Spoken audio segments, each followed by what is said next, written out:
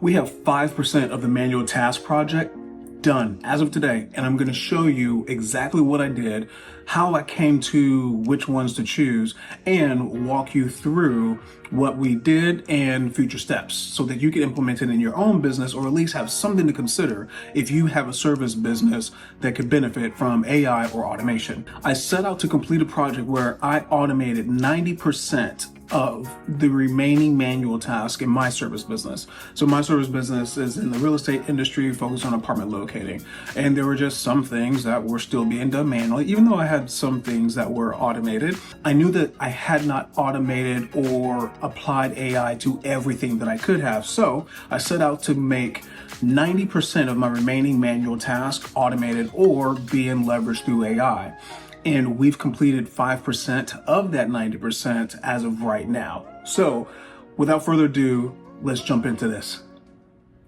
Now, if we recognize this document, or if we don't recognize this document from the previous video, kicking this whole series off, this is the action list by business phase that we did in the very first video. So what we did at first is we listed all the business steps for the company, like what I have to go through from beginning to end, from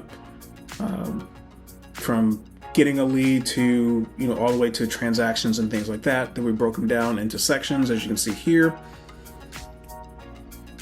And then we broke it down into different phases and stuff like that. So we're using the same document. So if this is your first video that you're seeing of this series, a little bit of work went into a little pre-work, I should say, went into this before getting started, but you can definitely check out that video if you haven't before. In order to have a transaction, you have to have a client. And the way that you get a client is that you get leads and da-da-da-da-da. So the getting leads piece, this is in green. Again, just as a recap, green meant that I already had this automated. It was already taken care of, so that wasn't one of the remaining manual tasks that needed to be done. Everything in red is an item that I'm unable to automate, or maybe I'm using a platform or something already and I don't have any type of influence or ability to manipulate or use, integrate, implement, or leverage that in a way that is custom to my business. So this is what the red is. And then everything that's in black text is a manual task that is up for grabs. And so when we came down to it at the very end here, there were 4 existing automated tasks. We had 16 exempt tasks, and then we had 42 available tasks set for AI and automation integration. And so the whole plan was 90% of the available tasks. That gives us 38 tasks total to hit that 90%. So today, though, we knocked out the first 2. And the first 2, scroll up here so you can see it, it's going to be under lead generation. Where'd you go? There you go. These have been done today. So understand the lead's needs and their timelines, determine if the lead status. Once we get that information, do we actively pursue it? Does it need further analysis? Does it need further evaluation? Or does it go into a nurture mode? Because everyone who reaches out to you may not be ready to go at the time that you have services available, or at the time that, in my case, apartments are available and ready. So they may be looking 90 to 120 days into the future, but based in my world, the apartment locating world, availability, pricing availability, and unit availability isn't typically available until about 60 to 75 days in advance. So if they're looking like 90 to 120 days in the future, there's nothing really to show them right now, because pricing changes in Austin, Texas every day, sometimes every other day.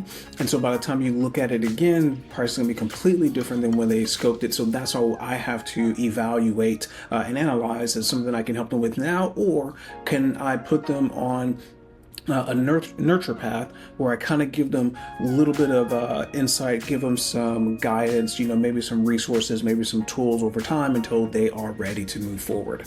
And so the way that we did this, I always believe in keeping things as simple as possible. We're going to go with this one here. This is the first one. As you see, I did this about 2 hours ago, so I wanted to test some things. Let's go ahead and click that.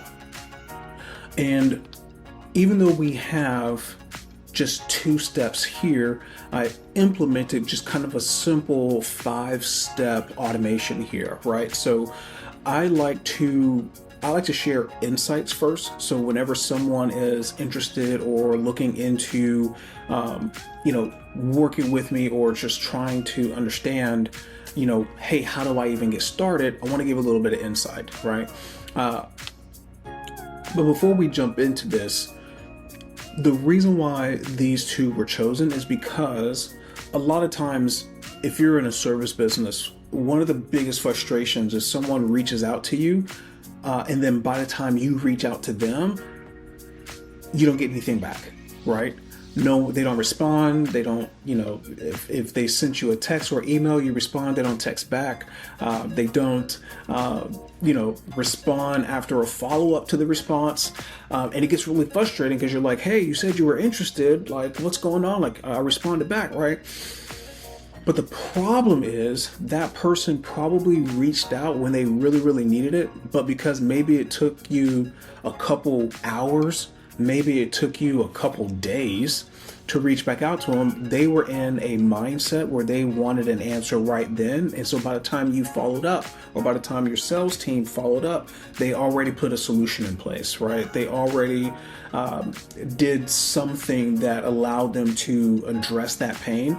So the solution here is, how do we get a response out to them sooner? How do we reach out to them to say, hey, if you need help, I'm here.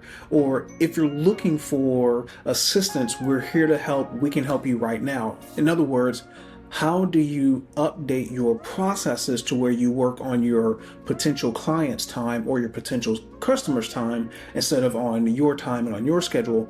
Because as an entrepreneur, or if you're the service business owner, you have multiple things to do. So sometimes by the time you have a chance to even respond or to reach out to them, it may be too late. And what we want to do is we want to solve for that. So what's the solution? The solution is, let's get some type of response or action into their hands or into their inbox or into their text message as soon as possible. In other words, speed to lead. That's the solution that we want to solve for, or that's the solution we want to implement for this problem. That is the problem that we're solving for. And so that's what we're doing here. That's what I'm showing you in this particular video. And that's why we started with these 2, the lead generation and evaluation section. So what I did, now, let me go back to what I was saying. I like to give away insights. I like to give free information. I want to give value. And that word is being overused. So let me define that a little bit further, right? Because everyone says value now. But what I mean by that is, like, how can I share some type of information, some type of insight that allows them to make a decision when they didn't have that decision, or they didn't have that information to make the decision before, right? So that's how I'm defining value. How can I provide something that allows someone to move forward in something that they're curious about sooner than later? If I just give them a bunch of information and they still can't do anything, or they still can't take a step forward, or they don't have something that they can do to solve for whatever they're seeking, then it's not valuable, right? The person who receives the value is the person who determines how valuable it is. So anyway, I do that through a quiz assessment. And so here I set the first step as, hey, when they finish the assessment, okay, and I'll get my face out of the way here. In the way that I help people, specifically with the assessment for my service business, is when they're looking, it is through a Discover Austin Areas apartment living quiz, right? So typically people who are moving to Austin are typically looking on YouTube for insights, because they're not familiar with either the city, or they're not familiar with the state, or they're not familiar with the country if they're moving from out of the country, right? And then sometimes you may have some people who already live in Austin, and they're just kind of curious to see what's out there, right? Maybe they lived in, South Austin, their entire life, or for a while, and they're, they can drive up here, but maybe they don't feel like driving, right? Because it's summertime and it gets to 100 degrees in Austin, right? Anyway, this is the assessment that I provide to give some type of information, some type of insight, and then also help them break down, like, hey, we're breaking down the areas that you're looking at here based on 3 preferences, right? Do you prefer do you prefer lifestyle over everything, budget over everything, or commuting over everything? And those kind of like the three elements that I use to give that insight. So once they complete that, it takes them about 3 to 5 minutes. Once they complete that, this step then clicks on to this step, which is the filter. Now, this is the evaluation piece, right? So if we go back and we look at hey, understand leads, needs, and timelines, right? That's what we do with the assessment. So that's automatic. That's the first step right here, right? That's the trigger for the automation, because that does get information that allows me to know like what they're looking for. Again, are they more focused on lifestyle, more focused on budget, more focused on commuting, or are they okay with commuting in order to get a lower price, right? Some people are, some people aren't. So that is understanding the needs. We do have a questionnaire asking the timeline, and then determining lead status is what we're kind of getting into right now. And so the timeline right here, if you can barely see for this question, when you were looking to move into your new place, or when are you looking to move? This person's looking to move like within the next 60 to 90 days. So as of right now, I have this workflow to move and complete seamlessly if they're looking within 60 days, right? Because remember, why do we say 60 days? Because in my service business and apartment locating, 60 to 75 days, right? And then really that window is 60 days, but you have some properties that'll go 75. So if they're looking 61 and 90 days, I automatically put them like into a nurture sequence where I have it set up. It's been set up for months now. And it's about 13, 14, 15 emails, and it just drips to them and gives them insights, give them a resource, give them an apartment moving planner that they can use via Trello. And so it's, again, try to give them something that allows them to make decisions or the next steps. So that's the reason why I set this to just be 30 days, 31 days, 60 days, and that's just really how the assessment is set up. But that's really like 30 to 60 days is what we want to be filtered here, right? If they're looking outside of 60 days, then I have the nurture sequence that takes over and gives them information, tools, and resources and insights for a little bit. So they're covered there. So I'm not ignoring people who are not looking to move within 60 days.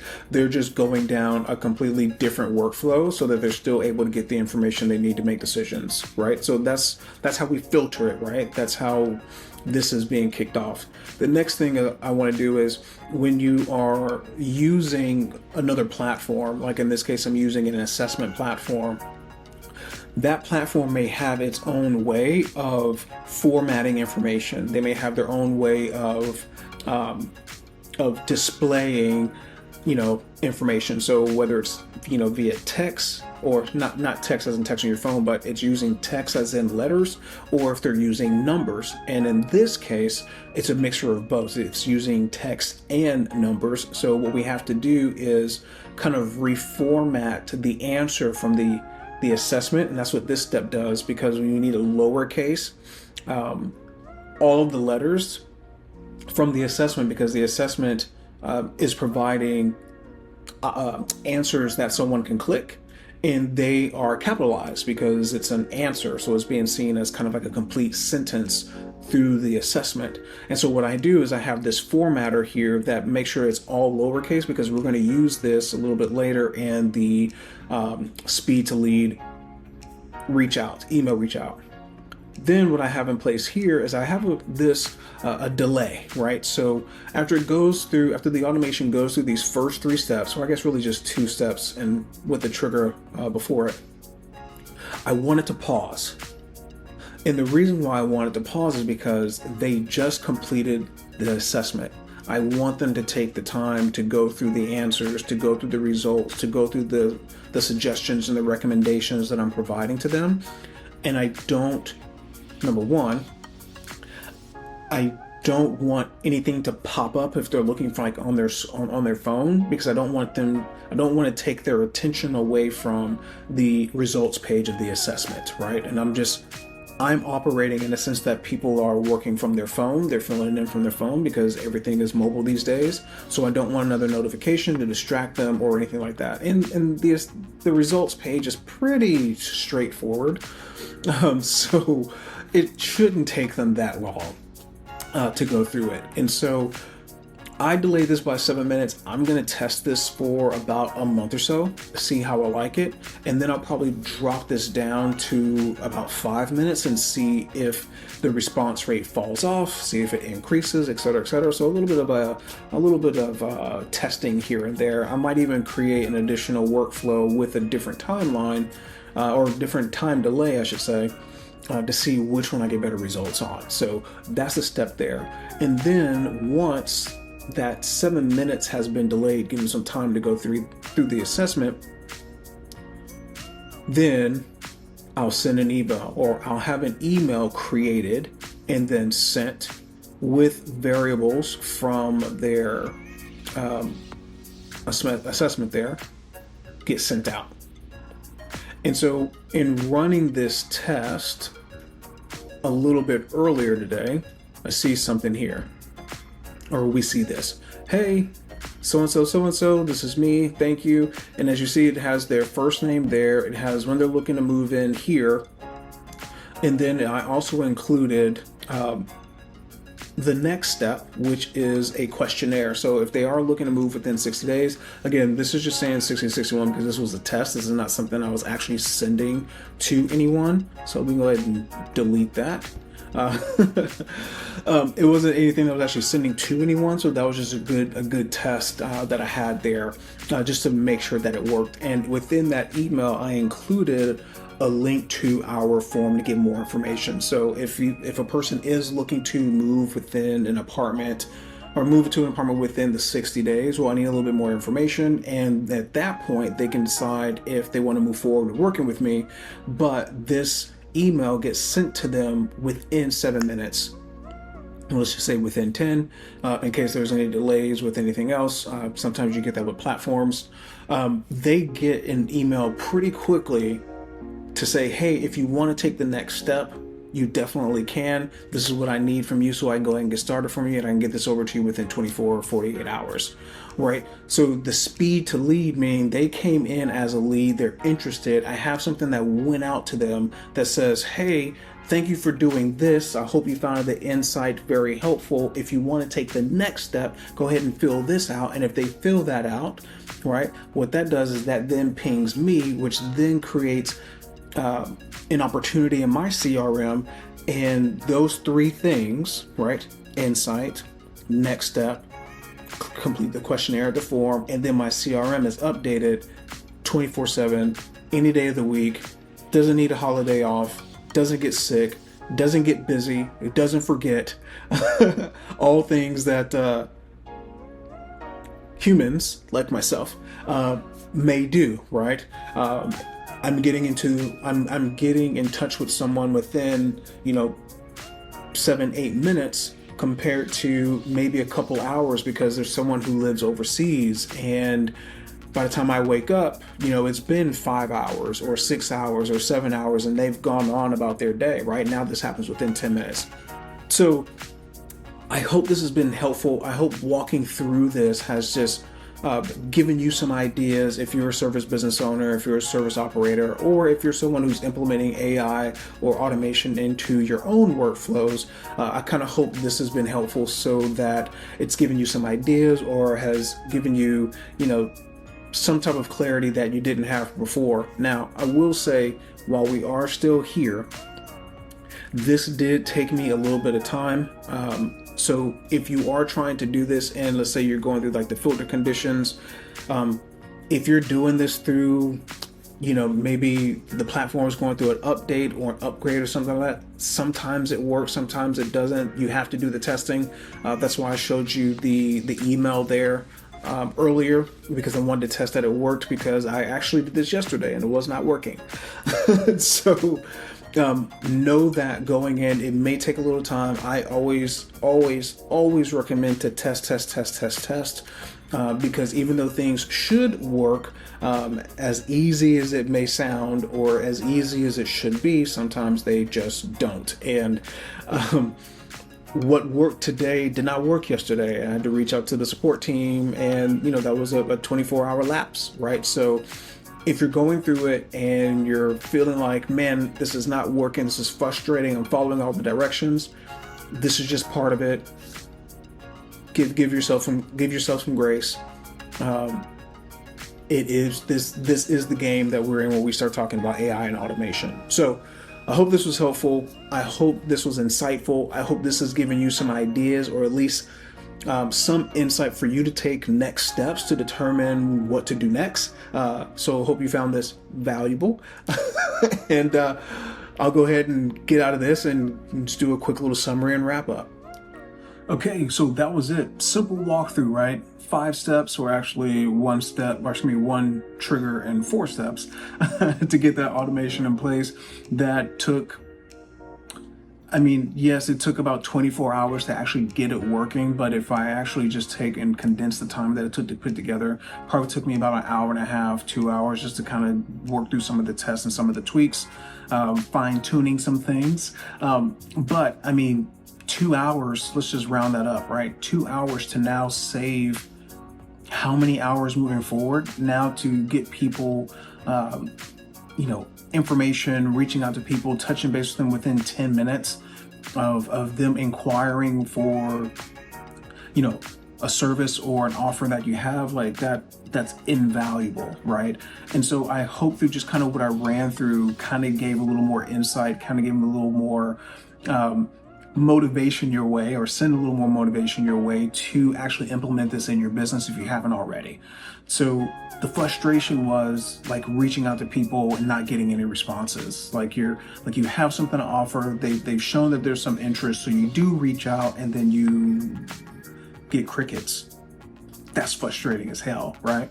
Not to say that this is going to solve all of those problems, but it should improve it a little bit, because the problem is most people are looking for a solution when they are thinking about and feeling the problem, and they're not going to stop looking for solutions to that problem and wait for you. They used to say, like, years ago, like, we're in a microwave society, right? Like, put it in there in a minute, I want an answer, or I want my food, I want it ready, right? 30 seconds, 40 seconds, however long, right? People microwave a lot more than they cook in the oven, or bake in the oven, or cook on the stove, you know what I mean? So when we put something like this in place, we are working on the timeline of our clients or potential clients and our prospects, so that we can get them the information and the insights when they're looking for it, instead of when we're able to get to it. Because as entrepreneurs, like, we have 100 things running at the same time. So help them out, help yourself out, help grow the business, automate the things that you can definitely automate.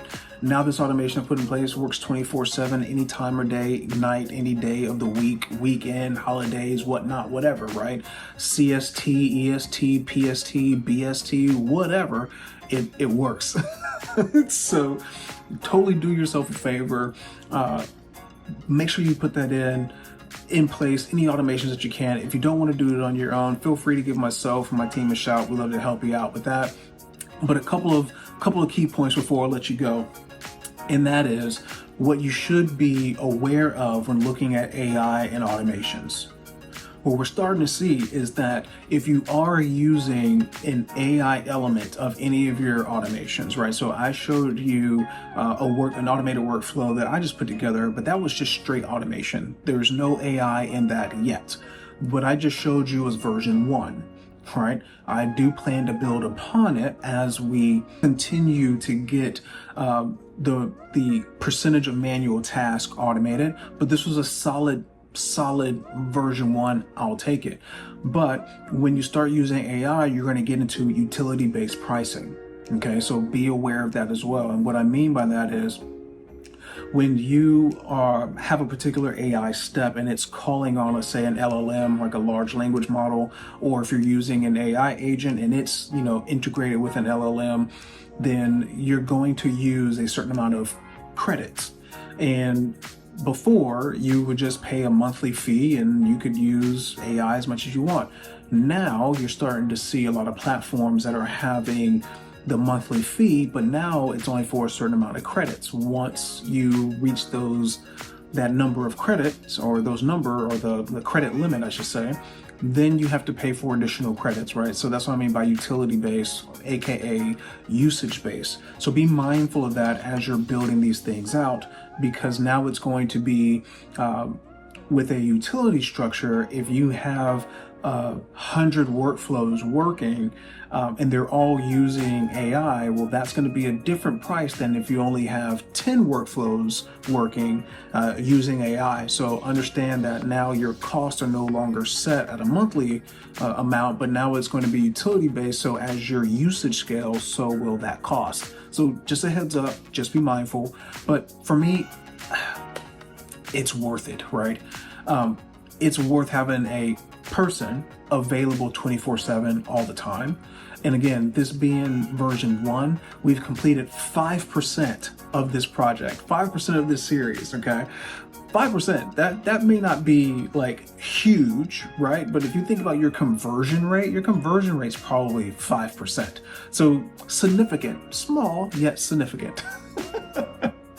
So thank you for queuing in. I hope this has been insightful. I hope you've gotten enough from what I've shared today to allow you to determine next steps for your business or for a business that you're helping. Or if you want a little bit of help, then by all means, feel free to give myself and my team a shout. Definitely have more coming up. Like I said, we're 5% in, so we got 85% more to go. And we'll be documenting this journey here on video, so you can follow me for your own motivation, or if you're just curious about AI and kind of want to see it before you believe it or even touch it, I'm just glad you're here. So if there's anything I left out, if you have any questions, go ahead, leave in a comment below. Love to answer it for you. And if not, see if I can include it in the next video. And if not, here's to your momentum.